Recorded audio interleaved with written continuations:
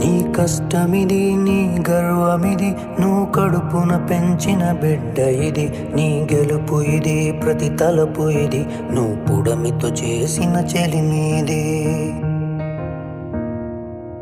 వ్యవసాయమనే నీ సాయముతో పులకరించిన నేల ఇది. మరి అందరి ఆకలి తీర్చిన చేతిని నోటికి నడిపే దారి అది.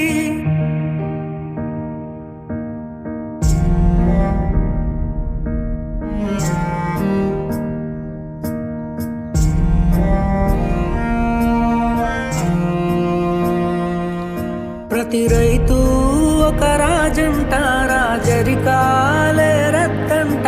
రైతన్నా ఈ చోద్యం చూడరా,